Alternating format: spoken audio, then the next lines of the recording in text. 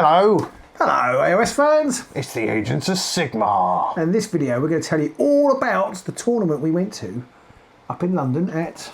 Bad Moon Cafe. Ooh. That's actually the second time we've been to the Bad Moon Cafe. Yes, we first went tournament though. Pre-COVID times. Back in the old ago. Night Vault possibly days. I think it must have been Night Yeah, Vault days. it was Night Vault, a long time ago. But we went for a tournament, first tournament of the year, 6th of January. Can't get it in much earlier than that. And it was attended by 20 people, I think. About 20 of them, yeah. It was there was quite a good turnout, I think. Yeah. There were lots of tables going, lots of players playing. I was generally amazed how busy the place was. With people it wasn't just us, it was everyone. It's a fantastic, if you're ever near, it's near London Bridge, if you're ever near London Bridge in London, obviously, do go and check it out. Yeah, it's not falling down or nothing. No, nothing at all. So I thoroughly enjoyed the tournament, and not just because we did quite well. We did do fairly well. Neither of us placed. Well, we came top 5, which I would count as placed. Yeah, true, yeah. I mean, it's not really, but I normally come in the bottom half. So for me, it was amazing. Yeah, there is that, and I still managed to continue my streak of getting higher than you. You have beaten me in every tournament. I actually, you were scoring so much glory. We'll talk about that in a minute, but you were scoring so much glory in the first games because there's no way I'm going to finish higher than you. Because we actually won the same amount of games, so you must have. I won. Yeah. You were a place above me. He came 4th, I came 5th, just purely on glory scored. I think it was because in 3 of my games I scored 21 glory. 21 glory, and there will be a separate video all about Pete's amazing Sepulchral Guard deck. Yes, because I took Sepulchral Guard. Absolutely won't want to miss. And I took the Thrice Fold Discord. And it's probably worth us mentioning at this point that it was a Nemesis format, not Championship, because I know recently there was an Austrian tournament, and the winner of that was Sepulchral Guard as well. And there was a German tournament as well. I'm not sure who won that one, but that was also Championship, I believe. Yeah. But yes, we still firmly believe that Nemesis is the best. Yep. And we went to this Nemesis. If it had been a Championship tournament, I wouldn't have gone. No. So I wouldn't have either. No. We thoroughly enjoyed it. I took Sepulchral Guard with Piles of Prophecy. You took the Thrice Fold Discord with the Force of Frost, which I think is probably a little bit OP. There was an awful lot of Force of Frost. I think 3. Were there 3 of them? Three Thrice Fold Discord. Or 3. Oh, I see. 3. There were 3. There was Thrice Fold Discord. Yeah. And there was 2 Domitans, and I don't know if the 2 Domitans definitely have Force of Frost because you played one and I played the other. Yeah. And I know that Laura, she took one of the Thrice Fold. She took it with Fearsome Fortress, I think, rather than Fearsome Frost. But I don't know about the third one. I think not Fearsome Frost, Force of Frost. I think that Force of Frost is probably a little bit OP, even with the changes to Abasoth's Avalanche. Yeah, I think it's a strong deck, and we were just going to quickly run through the games we played and who we're up against and what the results of those were for anyone who's interested, and we will try and make sure to stick our deck lists into the description in case anyone's interested in what we had. So absolutely. First round, do you remember who you played? I played Zoltan. He's one of our patrons as well. Oh, hello, Zoltan. Down on one of the lower tables. The lower tables you normally use for 40k, so it was massive. So I don't think you ever played down there. We had to reach across. It was quite entertaining. I was like, can you cut your cards? It's like, no, I don't want to cut your cards. I can't reach them. No, they're fine. And he was playing Shadeborn, which is a bold choice. It's bold because they suffer a lot as a result of not having any gloom hexes. I mean, I could have picked a board with gloom hexes, but I obviously wasn't going to do that. No. You only took one board. No, I only took one board. Yes, I only took one board because I didn't want the faff of trying to decide. Which. And actually, it worked out just pretty well for me, obviously. And I would do that again if I'm honest. It's much easier with 3 fighters as well because you've still got lots of movement of where you place on the board, even when you just have the one. Exactly. So I didn't have to worry too much about the boards or anything, which was great. I actually lost that roll off, but he chose board first, I think, so I got to place them anyway. So ideally, I want to place boards with my setup, so I got to place them anyway. So that was quite good because I also won the card for the loser card. So they do a system which we did in our tournament, where because it's best of 1, you're not going to get to roll off against each other, or you're not going to get the advantage of winning the second. Best of 3, you get a best of 3, so you get a loser card to say that you lost the roll off, which means if you then go up against somebody who won the roll off in their first game who hasn't got a loser card, then you automatically win the thing. So I was quite handy there because I got to do what I wanted and I got a loser card. So it was quite good. Nice. And it went very well. I did roll. He joked about my crits, and then I said, "Oh no, don't worry, I never do that in a tournament." And then you smashed him. Proceeded to do that in the tournament. So I think I won 15-6 in the end. So it was Yeah, I didn't table him, I don't think, but it was pretty violent. busted. Yeah. My first game, I can't remember the name of the gentleman who I played, unfortunately. He had rippers and he was suffering from quite a nasty cold still, so I feel like I was already at an advantage because he was picking up a deck he had last played like before Christmas as well, or several months before Christmas, so he's literally like, I've just turned up with all my stuff. I can't even find my character cards, kind of. He was, suffering anyway, and... So you beat your man while he was down. I absolutely smashed him. I scored 21-14 in that game and scored literally everything. And I had one of those scenarios where just at the end of the round I scored a surge card just as I moved on to like all 5 objectives, and then I picked up my standard all 5 objectives card just before the end of the round. So by the end of the first round I was almost already in double-digit glory, and he was just looking very narked. Especially not with Sepulchral Guard. So. No, and then you must have been absolutely torn for your second game, because am I right thinking your second game was against Garrick's? It was against Garrick's. You tempted just to go, you win. Yeah, you can have it. Yeah, I played Dave in the second game. He had Garrick's with, I can't remember if it was Tooth and Claw, but it was a good old-fashioned Garrick's deck. And that game, I think I won something like 21-7, because he had so many cards based around fighters out of action. But by the end of the game, there was only one fighter out of action, and it was one of his. There never are against your deck. That's my Thrice-Fold Discord deck has run aground a little bit on that, because you, as fast as you kill them, you just bring them back. Just keep popping back up again. And he played a good solid Garrick game of just running around and killing people, but it just... Again, I just ghost down objectives.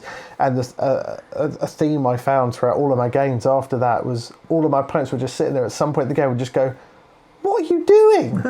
You haven't attacked." I think I made 2 attacks in all 5 games total. And they were just all going, "What are you doing? You're not doing anything. You're just running around and scoring left, right and centre." And I think that shows how the game went. I don't know that we've particularly noticed, but that kind of shows how the game is shifted, because there was a time when everybody would have known what you were doing. Yeah. Because you were going for supremacy, and that other one that was 4 points. If you got supremacy for 2 goes in a row, yes, and that would have been fairly common. People would have known exactly what you were up to. Yeah. But I think it shows how the game has moved. That not very many people bother holding objectives, or not for very long anyway. No. So that second game, 21-7, and poor old Dave. I mean, even when he did get his hits in, and another thing I did notice in this game is that a lot of my opponents seem to miss a lot of their attack rolls, which I'm not used to either. So quite often they go in and charge someone. I'd be like, "Oh God, he's going to knock that person off that objective. Oh no, he's missed. Oh, that's fantastic." So sorry about that, Dave, but 21-7 on that game. Yeah, I played Amit and his headcrackers, and I lost. And I haven't actually written down the score, but it was about. I can't remember what the score was at all. I think I scored about 7 or 8, and he scored double figures. Oh. It wasn't ever going to be close. They've got such good scoring potential. Yeah. That I couldn't catch up. They scored so much in the third end phase. I think he scored like 7 glory or something crazy like that, or 5 glory I think in the third end phase from 2 cards. And because I thought I was getting back into it, because I clawed my way back, because I actually had not bad luck. I think I had normal luck. I don't know what to do with this in this game, and certainly in the first turn it was very cagey at the beginning, because neither of us could get much glory, but I didn't get any of my attacks off, and I didn't score very much glory at all. And then he scored quite a lot in the second game, and I think I caught up in the third. I was thinking, I've got a chance, because I think I have 4 glory in hand, and then he scored 5. So done. Well, never done. mind. And so I lost that game fairly convincingly, which took me back down on the table for my third game, which was against a guy called Ronan, and he played Domitans, and I immediately think, oh no, this is going to be another loss. Yeah. But get pantsed by Domitan. Yeah, but I mean the change to their way they inspire, they have to uninspire and re-inspire. Yes, somebody else has to every time. That, I think, has made them quite weak, although there's other evidence to suggest that that's not the case. But because of that, and because of a lucky application of the perfect blade, I actually managed to table him by the end of the first activation in round 2. Ouch. I've been there. That's horrible. Yeah, and I won that, I think, 15-8. Ouch. Yeah. See, after the second game we had lunch, and during lunch I had quite a few players who I was talking to, and they were all incredibly impressed with Sepulchral Guard and my 221 scoring games, and they were all asking me a lot of questions about it, and I was enjoying the intention and explained quite a bit about my deck. And then when I came back off lunch, I found I was up against Aaron with the headsman, who I just spent all lunch talking to about my deck. Now, I don't know if that would have made a difference. He played the headsmans very well anyway, and I did lose that game about 16 to 18. I realised at one point at the end of a round when I was discarding objectives that I'd actually scored one of the objectives, or I should have scored one of my objectives several activations earlier, because it was one of those beasts standing on lots of objectives cards, and I'd misread it. But at that point it's like, well, it's too late, I'm going to have to just get rid of it now and draw the next lot. So maybe it should have been around 17, 18 or something like that. But he was very kind, because I did one of those classic things of I did my entire activation, and at the end of it I then went, actually no, can I take all of that back? Can I take that card back I've just played and move that model back and do something completely different? And he said yes, and that helped me score at the end of the first round that 5 glory card. So thank you very much for that. And I did vote for you for the sportsman as well. So yeah, because you beat me. No, you didn't. I beat Aaron in the next round. I beat Aaron. Yes. On to round 4, you were up against Aaron. He'd already beaten you, so I was like, oh well, this isn't going to go very well. But actually, I won, and I think I won mostly in part to the fact that the whatever it's called, the wielder of the blade. Yeah. Clearly left the blade at home. Oh dear. He just kept missing attack after attack, and of course if he misses the attack he doesn't score any of his cards, so his hand bricked up, and I had some pretty good luck.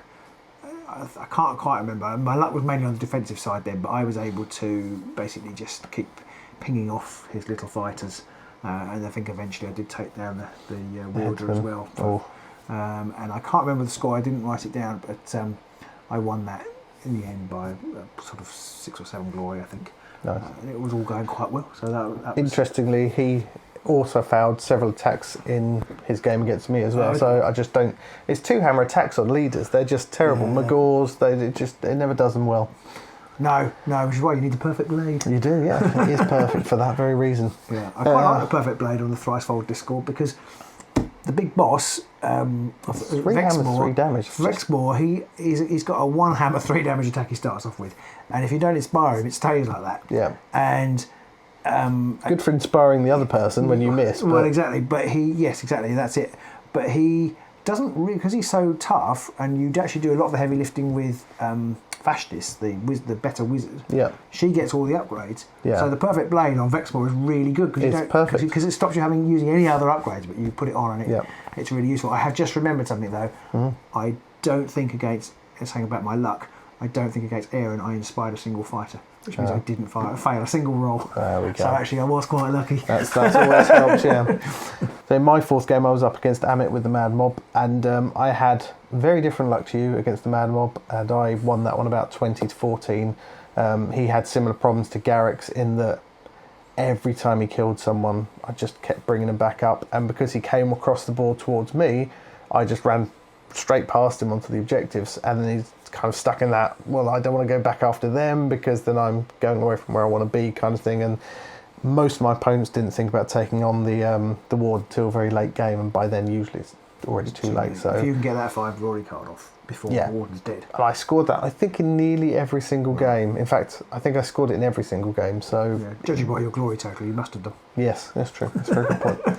So I had then won 3 out of 4 games, and I think you've won 3 out of 4 games then as well. Yes, my aim for the tournament was to win 2 out of 5. So there we go. 3 out of 4 was good. But then, for me, my luck ran out. Well, we were on the top 2 tables. I was on the top table, and you were on the second table, so that was quite nice to see. My luck ran out because I met Nigel, who I've met before, and he's a lovely fella. And we've seen him play. But he always beat the living crap out of me. Originally, in the first game we played against him, we were playing the Chosen Axes. So yeah, you might as well just ask people to punch you in the face then. Yeah, exactly. But the Mad Mob again, so I only lost to Mad Mob, and I lost that, I think 18-9 ended up again. Was it the last turn he scored like 8 glory? 8 glory in the final end phase. So actually with that, I mean obviously he would have scored something, but it would have been quite a close game. It was a really good game actually.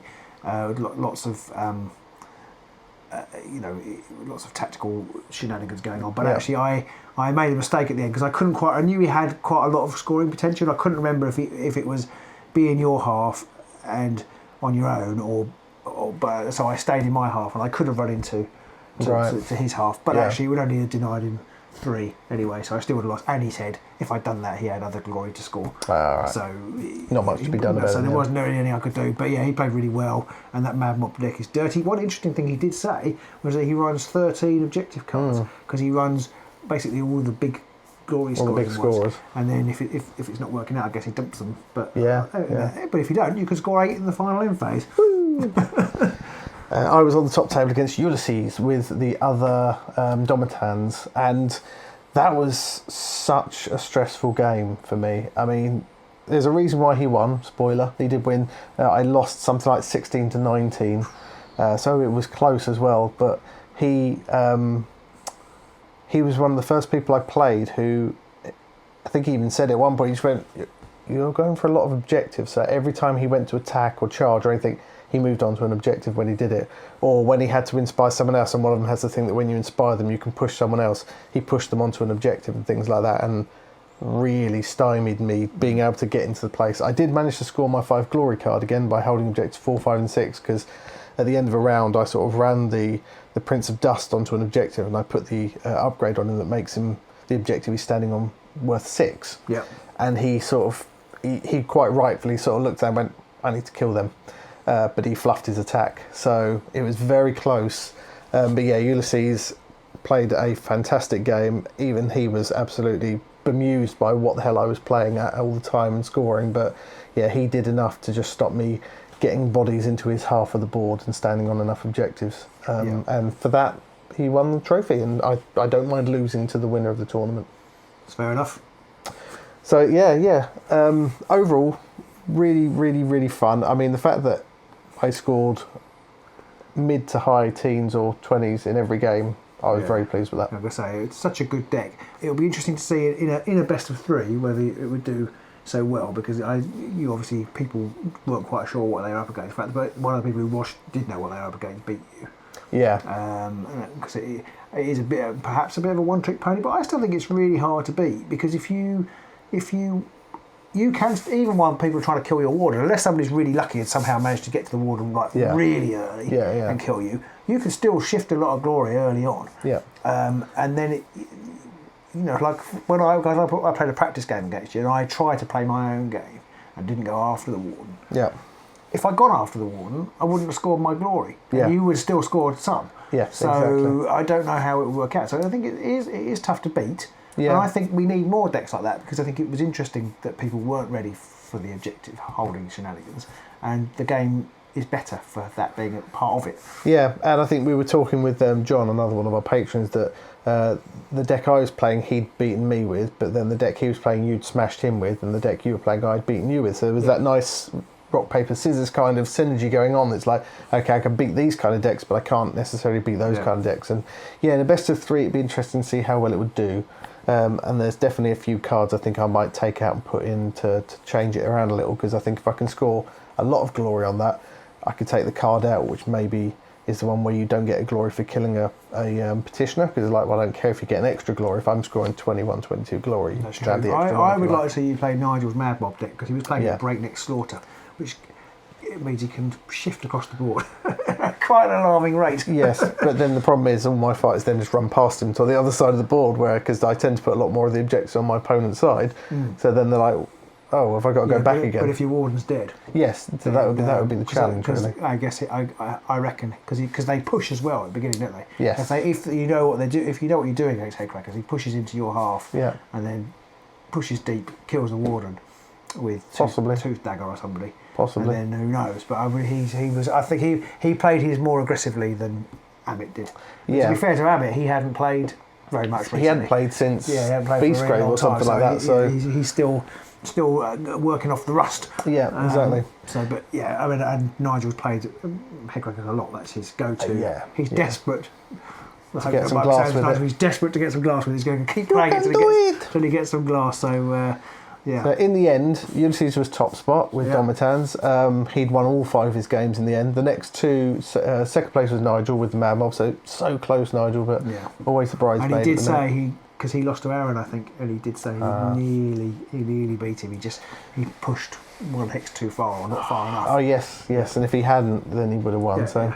And then third place was Aaron with the Headsman. So it was nice to see a good mix of warbands in. And then obviously I was fourth with Spellguard and you were fifth with the Thricefold Discord. Exactly, yeah. So in between us, we managed to lose to all three of those. Hey.